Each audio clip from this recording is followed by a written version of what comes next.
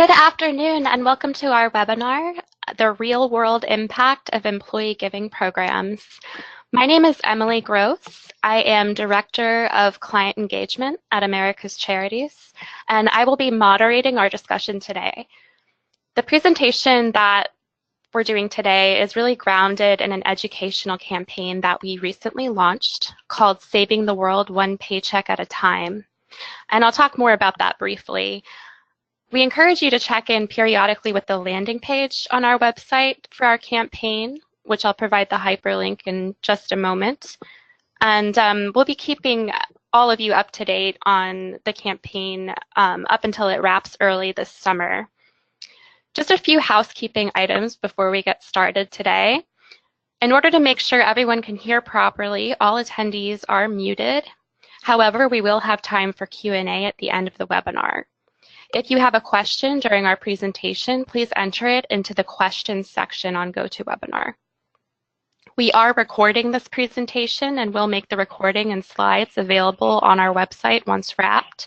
Our website is www.charities.org, and again, I will provide the exact hyperlink for our landing page in just a moment. In addition, we invite you to join in on our conversation today online using the hashtag Change Starts at Work, all one word, Change Starts at Work. And you'll see that on the bottom right-hand side of each slide during our discussion as we go through.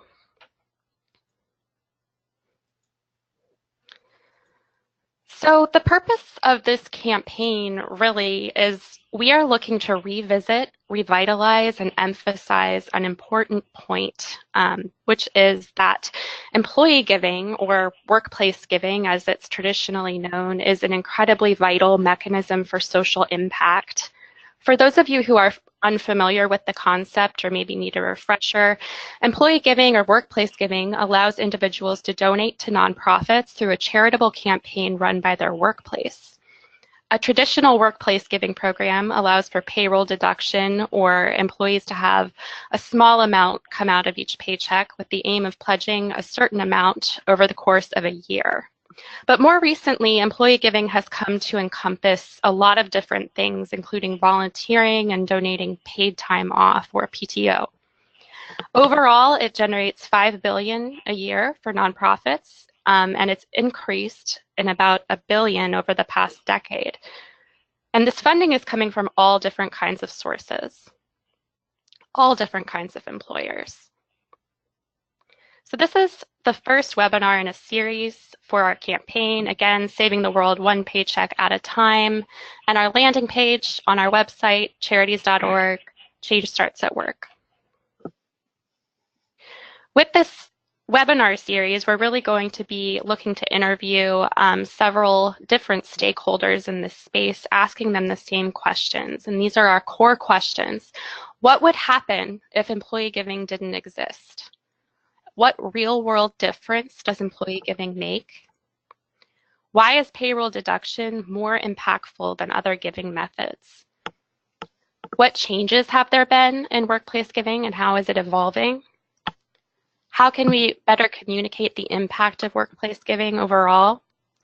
And finally, how does it help all stakeholders, not just employers, but nonprofits and individual donors? How does it help us all achieve greater social impact? So today we will be interviewing Janelle Croce, manager of King County Employee Giving Program. This is the charitable giving program for all 14,000 employees of King County, Washington. The campaign just celebrated its most successful year on record, raising $2 million for nonprofits. Janelle has managed this program for over 10 years, during which time she's increased dollars raised every year, even during the worst recession that King County had ever seen. Janelle has also introduced and passed legislation to bring her program in line with best practices. She's nearly doubled nonprofit participation, and we're really excited to hear more about her program and more about her experience today. Jim Starr, our president and CEO, will be interviewing Janelle today. Jim has over 25 years of experience in the nonprofit and healthcare sectors and has been with America's Charities since 2014. And finally, again, my name is Emily Gross. I will be serving as moderator of today's discussion. So without further ado, I will go ahead and hand it off to Jim to begin diving into our core questions. Emily, thank you so much. Janelle, it's great to be here with you today, and welcome to all of our webinar participants. I just want to say a couple of things up front before I start interviewing Janelle. One is I want to reinforce the points that Emily made. The ultimate goal of this webinar and campaign is educational. We feel that this conversation is long overdue within our industry, simply because this space has become more confusing, and we want to dispel a myth that's born from this confusion. There has been some articles and other press that suggests workplace giving is no longer a viable fundraising mechanism for nonprofits, but we know and our experience shows that this is the actual truth is the opposite of that. Workplace giving is growing, it's very powerful, and it is a significant and impactful source of funding for nonprofits. And it has a huge impact on nonprofits' ability to deliver vital services to their communities and to those in need. We're going to spend some time talking a little bit more about that, but it's important to understand that workplace giving has evolved.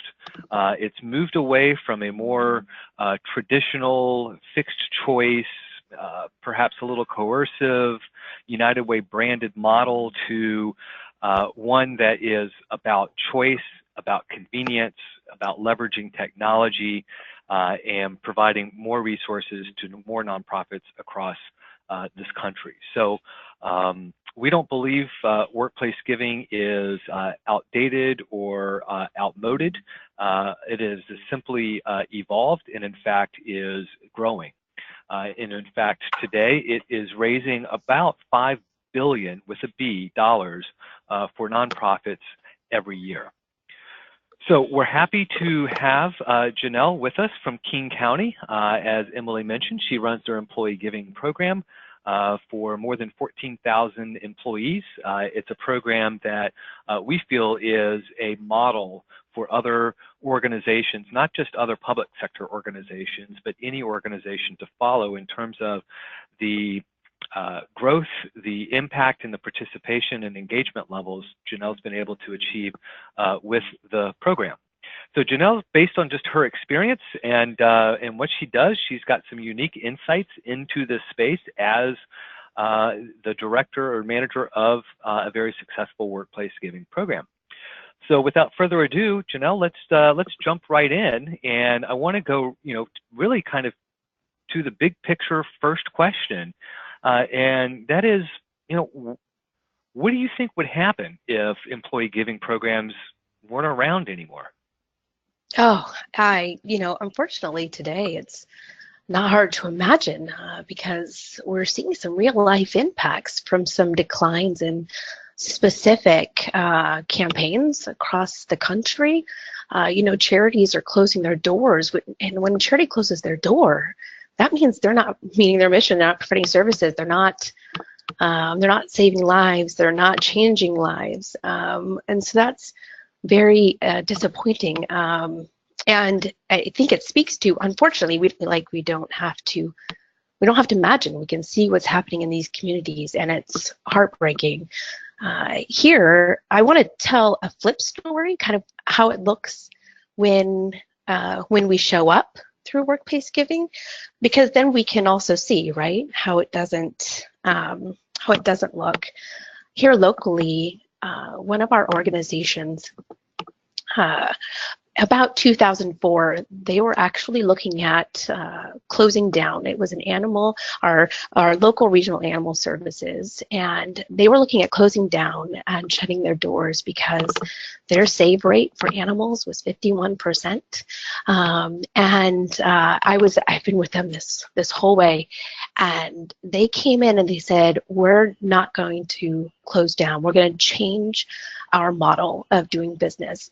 And one of the things that they changed in their model was allowing, they weren't a 501c3 necessarily by themselves. They had a 501c3 sponsor, but we also allow governmental units in our program here. And anyway, so they changed their model and made it so that people could give and donate to be a part of this change and this revolution that they wanted to achieve. They basically wanted to achieve a no-kill shelter status as a governmental unit, which is practically unheard of. And by expanding their ability to accept donations from the general public and employees, they were able to, along with the employees who worked there and their strategy, this last year, they had over a 92% save rate and have achieved no-kill status. And our employees were a part of that, not just the employees who work there, but our employees who then were able to come together as part of this greater community and help rally up around this organization and our animals, and it means right here in our community, to a 92% save rate. So every year they're in the top nonprofits in our program receiving donations, with hundreds of other King County employees who don't actually work there volunteering and giving money and supporting that. It allows them to do extraordinary things like provide medical services that are above and beyond what's budgeted. And of course, adopt our furry forever families, right? Every time they bring an animal to one of our events, it gets adopted by one of our employees. And I love sharing this story because I got to be a part of that and watch it the whole way. And really there's just something magical that happens when you can rally all of your employees around something, not just a few, and also the community. And that's what happened. I mean, it's just been amazing. And now they're setting national standards. Now, obviously, the workplace giving piece wasn't the front and center part of that, but it was a huge part of the community building piece and allowing them to do the extra, go above and beyond. And so I really love telling that story because it incorporates all of the ways in which workplace giving can support all everything that you're doing, and that's kind of a perfect example of what can happen when these programs don't exist, right? When you don't have this mechanism, this way to engage your employees, your community. It is. I am a firm believer, Jim, you know this, we've talked about this a million times over. I am a firm believer that workplace giving is one of the most powerful tools in changing our greatest problems. You need big tools for big solution, for big problems, and this is one of them. And we're not alone, right? Fun fact for you, Jim, I think you probably know this. Workplace giving started in the public sector, and public employees are servants at heart. And the private sector began to see what a powerful tool it was for giving back and began adopting it. And now it's core to brand value propositions. Companies have since learned that it's a key part of employee engagement and retention, millennials especially. For example, employees here, our employees in the public sector, any employee who uses one of our products is 14% more engaged than employees who don't. And those that are in our champion segment are 20% more engaged. If anyone is listening who's in HR or read any of this employee engagement research, you know that contributes to millions of productivity value add for the organization. It is, the best tool is a tool that can be used in several ways, and that's the power of workplace giving and volunteering. It amplifies everything we touch, giving employee experience and community partnerships. So I believe that without workplace giving, we as an individual coming together would not have the same ability to solve our world's greatest problems. I don't. And Janelle, those are you covered quite a bit in that in just that one question in terms of the difference employee giving and volunteering programs make. Just in the nonprofits, you gave a great great example of one particular instance, but we know, $5 billion are being raised for nonprofits every single year through these employee giving programs, and that's growing. Yeah. It's not declining, it's going down. In fact, our efforts, here at America's Charities, we're seeing every year about a 10% year-over-year increase in the dollars we're able to generate for our members and other nonprofits through employee giving programs. But the impact, as you said, it's not just about the nonprofits in our community. So that is the end result and impact we want to see. But you mentioned a couple of employee engagement stats that I think are also pretty important for employers and for employees, public sector or private sector. It doesn't make a difference. We know just through our own research, 70% of the employees we spoke to said that it is imperative or very important for them to work for an employer where their mission and values align with their own, and looking to have a company culture that's supportive of giving back to their community. And we know that through, again, some of our other research, 80% of these companies understand that there is an expectation amongst their employees that they provide opportunities for them to engage in causes and issues that are important to them. So the impact is, it cuts across a variety of different stakeholders.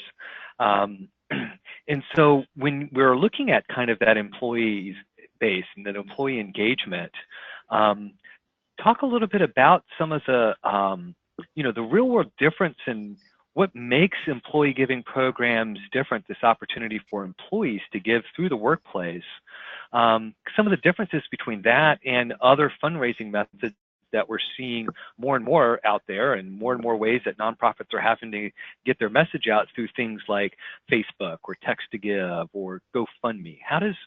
What's the value and the difference that employee giving programs bring to the table for nonprofits and other stakeholders? Oh, yeah, no, totally. So first, Jim, I have to tell you that I don't really see them as being comparable. I feel like they're different tools in the toolbox. We all know that our nonprofits and people have different tools to use, right, for different situations. And many of those other ones that you mentioned, they're really designed for impulse giving or, these ad hoc opportunities. And there is a time and a place for that. There's going to be things that happen throughout my life. And I do this for a living where I'm not necessarily going to be giving at work necessarily. But that's not the total tool that payroll donation offers us. So I'm going to tell you a story. I'm going to tell you a story why I fell in love with workplace giving. If you don't mind, it's a quick story, but I think it illustrates this. Of course. Amazingly. Okay. So when I first came to work here at King County, it's been 15 years, which just blows my mind. But 15 years ago, when I came here to work at King County, I had been doing a lot of work in the community. I've been volunteering, I was on boards, I was fundraising.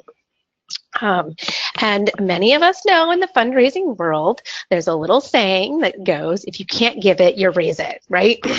And I grew up relatively working poor, and the idea of writing a $100 check to charity was completely foreign to me.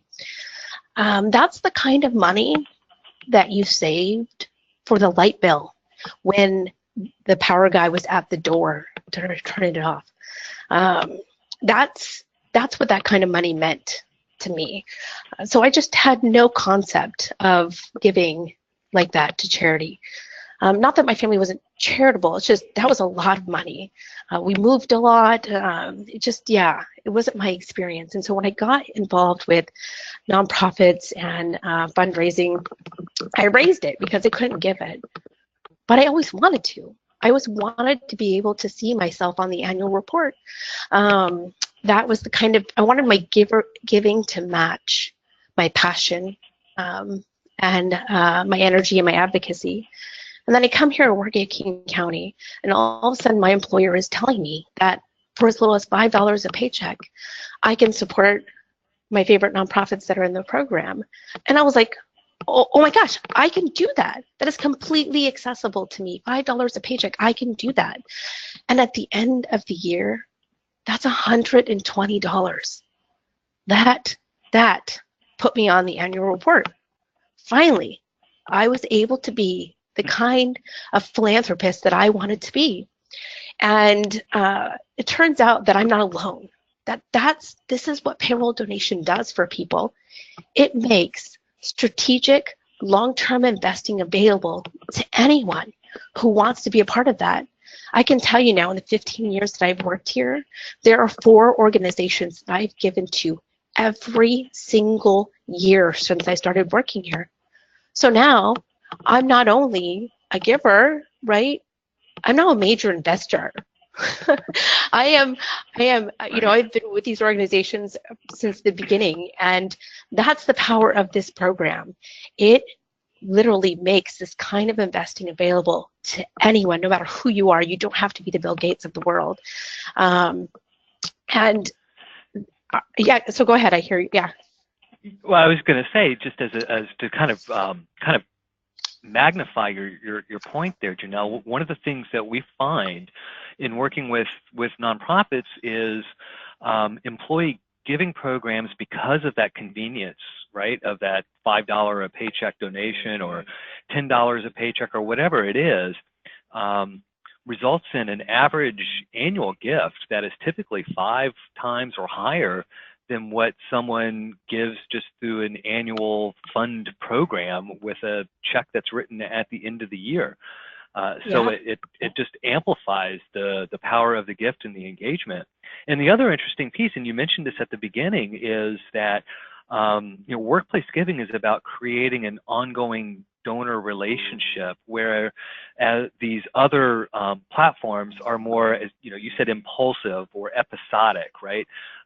They're driven by a friend sending a request to hey, can you put $10 in for this, or getting a text from a charity because of some type of event or special fundraiser.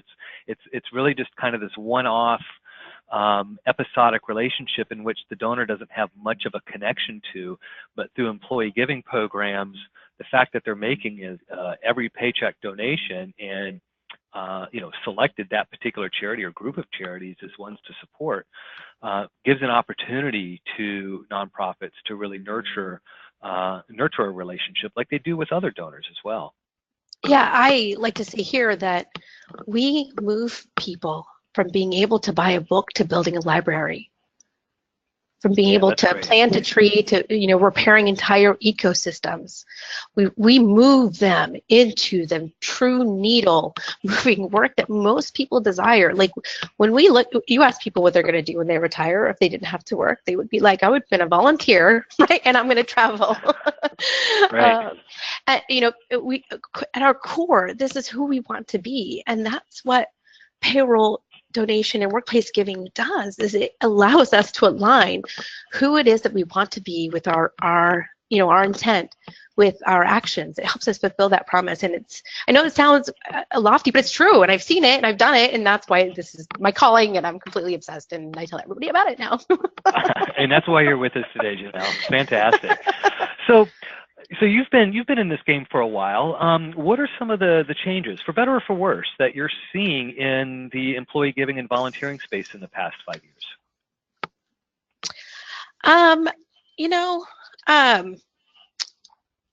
Some of the changes I'm seeing are a change in the industry. So in just the way that organizations are showing up, it used to be that everybody was underneath the United Way, right? And so now when I talk to people, I explain, no, United Way is actually a great organization, but they're now one of our 1,100 charities, right? It's not that all of the charities that are underneath them. And that's just an industry we've seen across, it's a trend we've seen across the industry.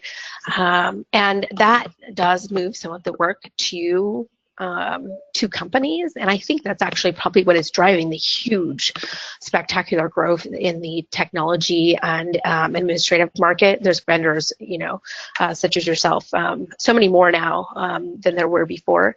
It is moving away from a campaign. So one of the things that we've done here is we've evolved and I think a lot of other employers have. It's no longer just this time of year. It's no longer just this thing that you do.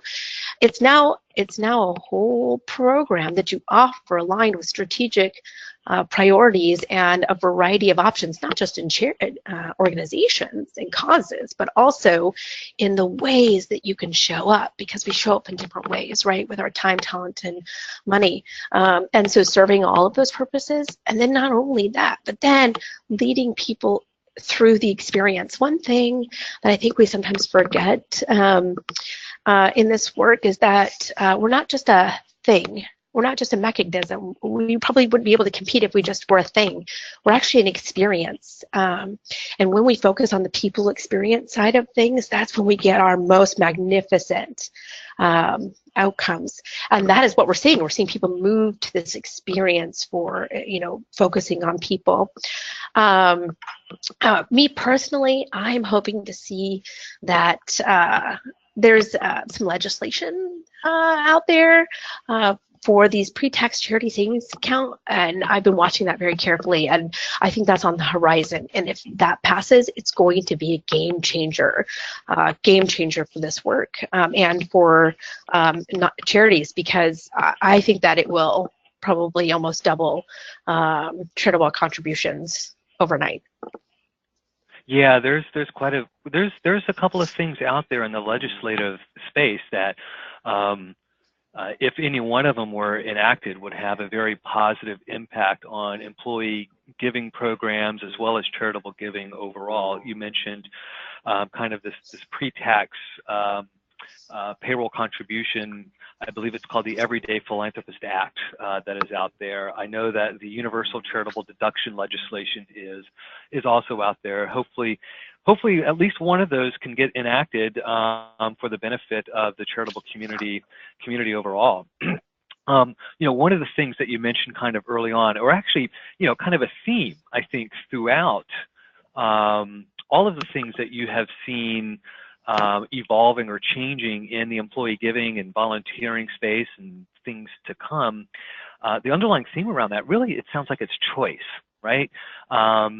You mentioned that programs now are not so much centered around an organization or a group of charities of an organization like the United Way, but more about offering employees the ability to donate to whoever they want, or to a much larger number of charities. You mentioned you have over 1,100 in your campaign alone, and we're seeing more and more and more organizations, default to open choice, and perhaps they feature or focus on particular cause areas, which is another change that we're seeing, where companies are being, very strategic with their corporate philanthropy efforts, while also trying to balance broader engagement through more open choice. And you mentioned, it's not just a choice of who to give to, but in some respects and in some areas, more choice in when to give, and moving from fixed time period campaigns, traditionally in the fall, to more what we call evergreen or year-round campaigns, allowing employees to donate to causes through the course of the year. Either through special campaigns that may be cause-centered or in response to a disaster or other episodic event, as well as kind of that year-round giving opportunity that is more traditional. And as you mentioned, we're seeing a lot of this being, I would call it, facilitated by technology, as opposed to driven by technology, right? Yes, exactly. Yeah, say a little bit more about that. Well, so I think I suspect that some of the campaigns that we see die, that unfortunately had to close their doors, are ones that put all of their eggs in the basket of, a technology solution is going to fix our problems. And as we all know, in technology, even though you build it, doesn't mean they're going to come, right? Technology makes the experience better. It lifts it up and elevates it so that it's convenient and it's easy. But if you don't have that total experience to drive people there, it doesn't matter, right?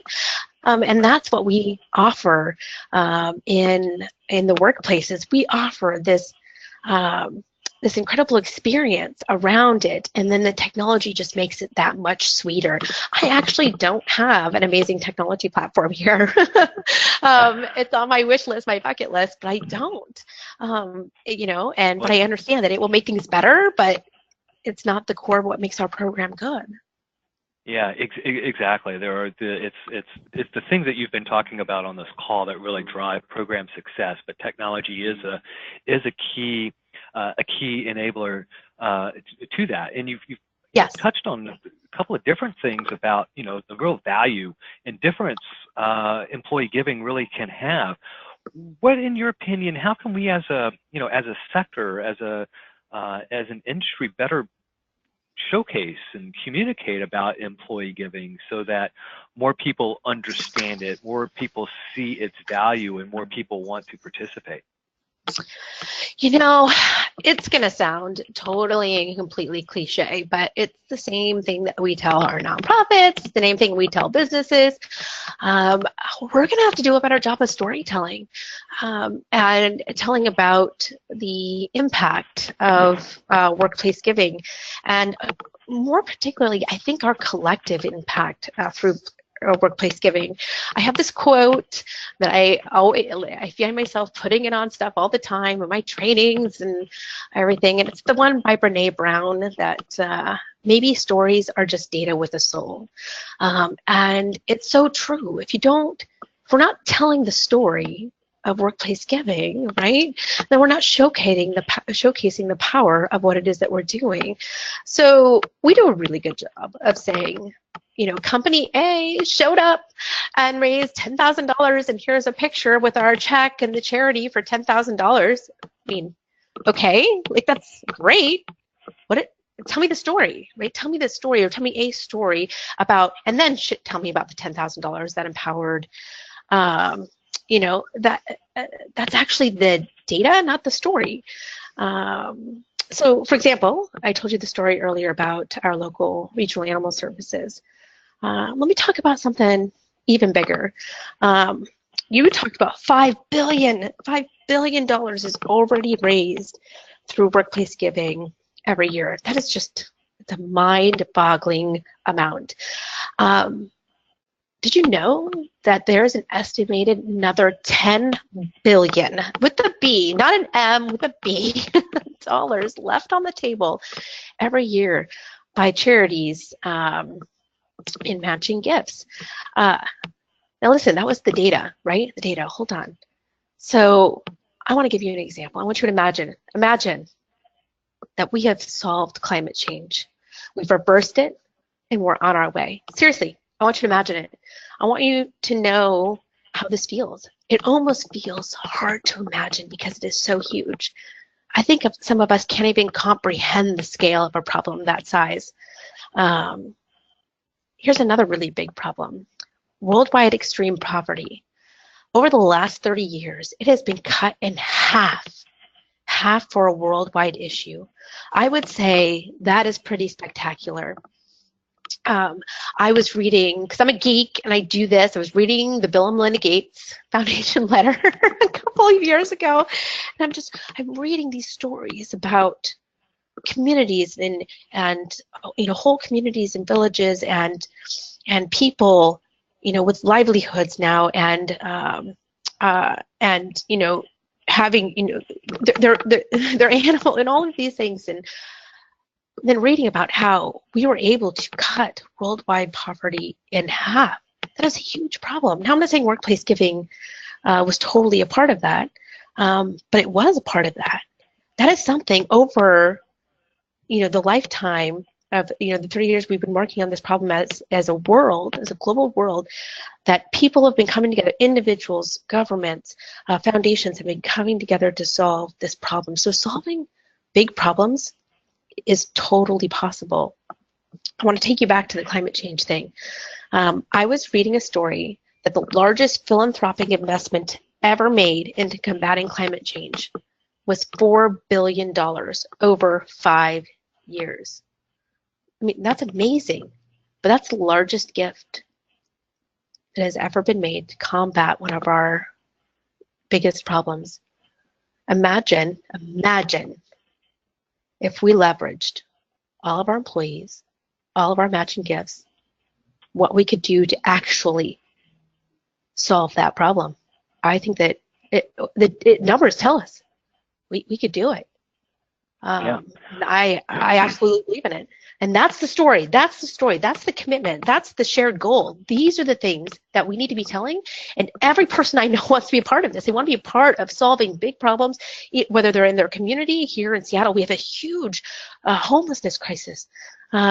People experiencing homelessness. But I absolutely believe that if we leveraged ourselves at work, these are the problems we could solve.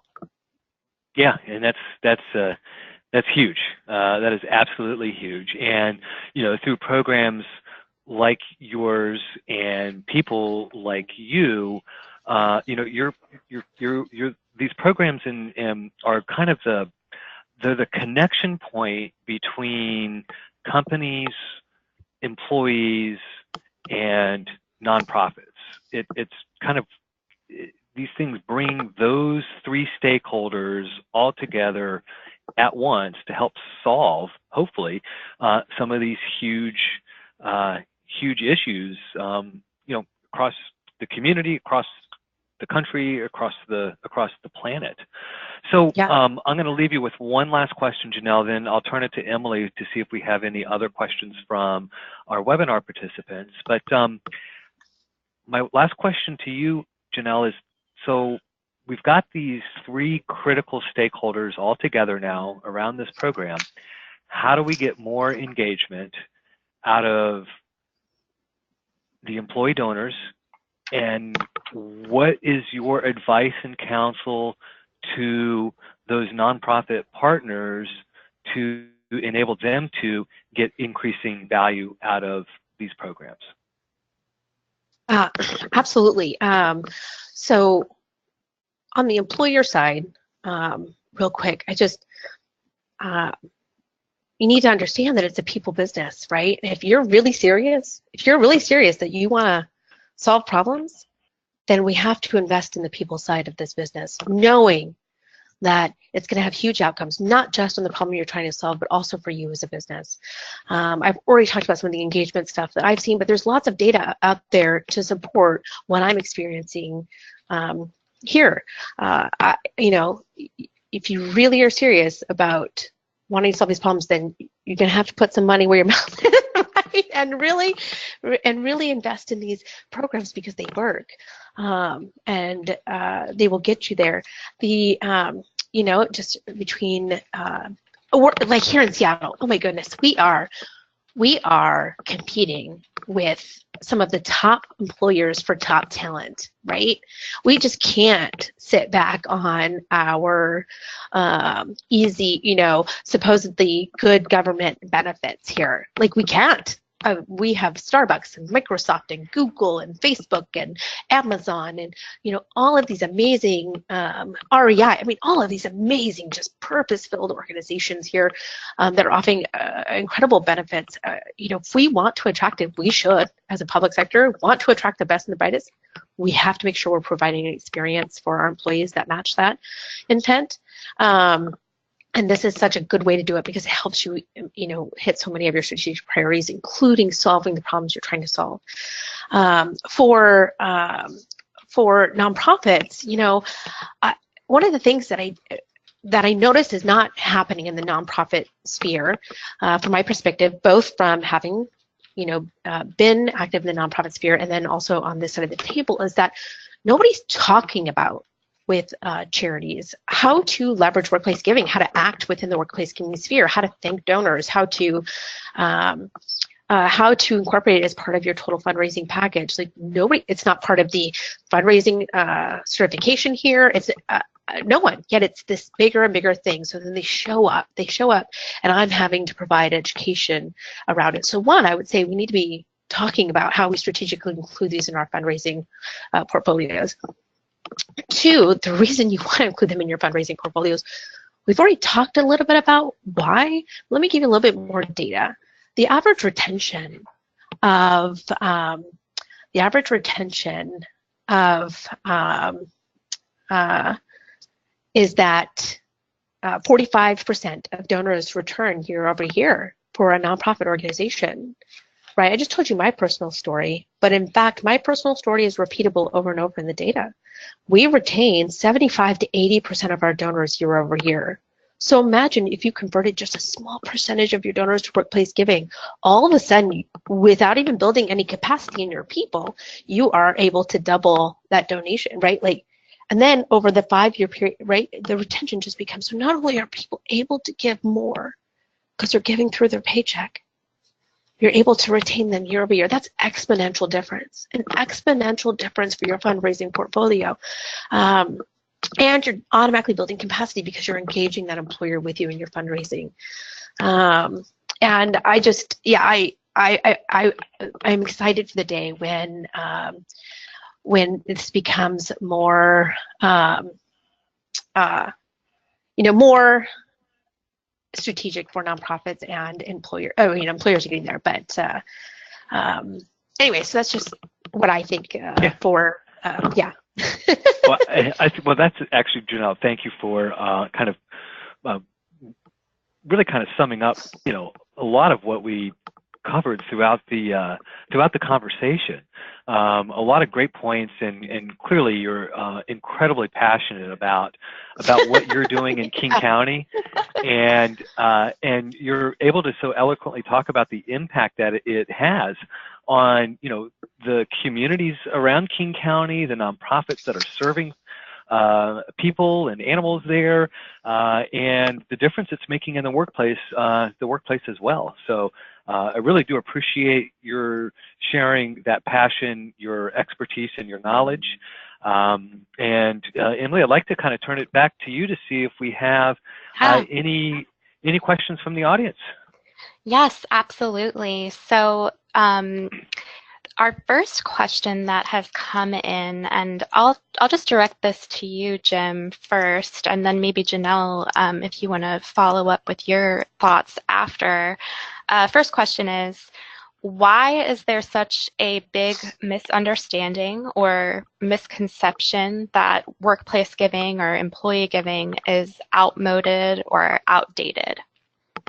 Yeah, that's a great question, and I think that that misunderstanding or misconception is not shared by all, because we talk to people every day who don't share that misunderstanding or misconception, and but we also see a lot out in the space that indicates that people equate workplace giving. When they hear that term, they think of the old methodology of filling out a paper pledge form that's got that is limited ability to pick a number of charities. The one that I want to pick isn't even there, and kind of have that viewpoint of workplace giving. And in fact, what we're seeing is programs that operate like that, they are kind of dying.